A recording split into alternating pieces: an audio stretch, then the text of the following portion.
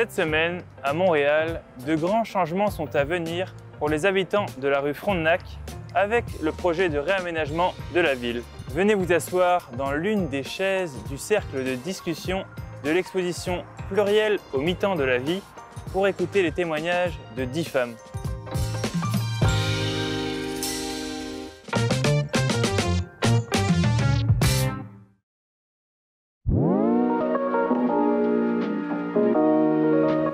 Nous nous sommes rendus aux portes ouvertes du projet de réaménagement de la rue Frontenac qui résulte d'une démarche de participation citoyenne.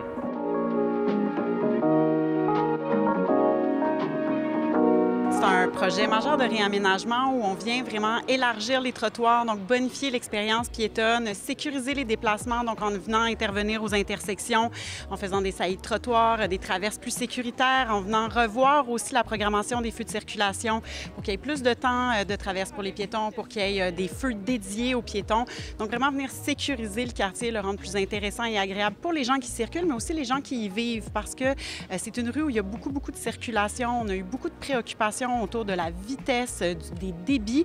Et pourtant, c'est une rue qui est habitée. Donc, on vient aussi venir améliorer la qualité de vie des citoyens et citoyennes. Donc, la volonté, c'est vraiment de venir répondre aux besoins des citoyens et citoyennes qui habitent, qui circulent dans le secteur. Donc, vraiment venir bonifier, comme je le mentionnais, les aménagements, mais aussi bonifier la canopée. Donc, on va venir planter des arbres. Il y aura beaucoup plus de place pour le verdissement. Donc, on pourra aussi réduire les îlots de chaleur parce qu'on est dans un quartier où il y a encore beaucoup d'îlots de chaleur. Donc, c'est une intervention qui va venir nous permettre aussi au niveau environnemental là, de faire de grands gains.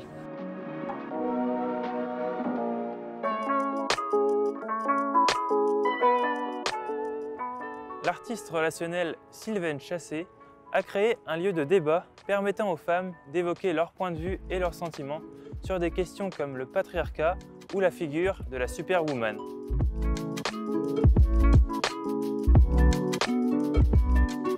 Pluriel au mi-temps de la vie, c'est une sculpture sonore à 10 voix parce que je l'ai réalisée à partir d'enregistrements, de rencontres, de longues rencontres et de longues discussions que j'ai eues avec 9 autres femmes âgées de 47 à 67 ans. Notre point commun, c'était d'arriver à la cinquantaine ou d'avoir franchi le cap.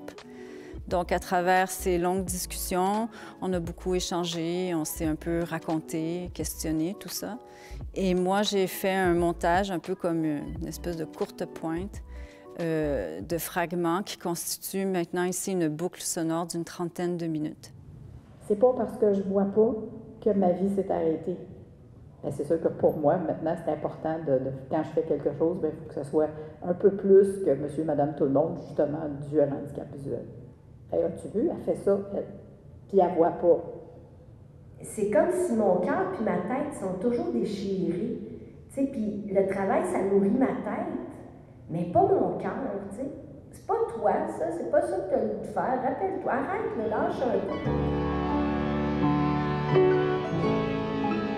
Chacune des chaises représente la femme dont on entend la voix à l'arrière. Parce que j'ai accompagné aussi ces femmes pour qu'elles se choisissent une chaise et puis qu'elles l'aménagent de telle sorte que la chaise les représente. Puis ça va au-delà du passage à la cinquantaine. On a parlé de ce que c'est être une femme dans les années au 21e siècle, la figure de la superwoman, le vieillissement, qu'est-ce que c'est la mort aujourd'hui, quelle place ça occupe, comment c'est abordé par la science, par la société. Puis l'autre volet qui est important, c'est que je voulais redonner vraiment une place à la parole et à la voix, à l'échange. Parce que, moi, étant née justement dans les années 70, je vois bien comment les communications ont évolué. Puis je m'intéresse beaucoup aussi comme point d'ancrage dans ma production artistique aux différentes façons, moyens de communication liés aux nouvelles technologies.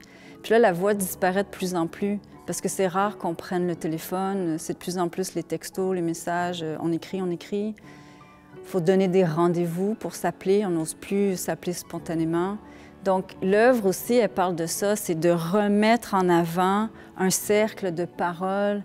Puis c'est pour ça que c'est éclairé de cette manière où, en fait, c'est comme un dôme de paroles dans lequel les gens peuvent entrer puis se laisser aller à l'écoute.